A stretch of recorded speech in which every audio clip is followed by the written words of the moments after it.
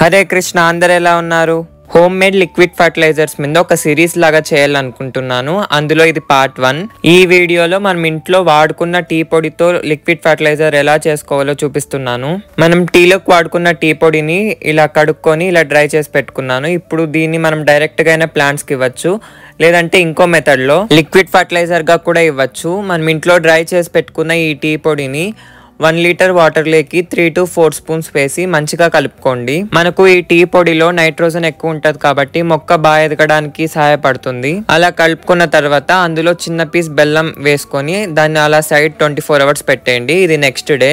మరి దాన్ని మంచిగా కలుపుకొని ఇంకా మన మొక్కలకైతే ఇచ్చుకోవచ్చు. మీరు 48 అవర్స్ కూడా అలా సైడ్ పెట్టేయచ్చు. ఈ ఫర్టిలైజర్ రోజ్ ప్లాంట్స్ కి ఇవ్వడం వల్ల ఇంకా మంచి రిజల్ట్స్ ఉంటాయి. ఇది మనకి ఎకో ఫ్రెండ్లీ అండ్ తక్కువ ఖర్చుతోనే అయిపోతుంది. మనకి ఇది సాయిల్స్ టెక్స్చర్ ని కూడా ఇంప్రూవ్ చేస్తుంది. నెక్స్ట్ వీడియోలో ఇంకో ఫర్టిలైజర్ తో మీ ముందుకు వస్తాను.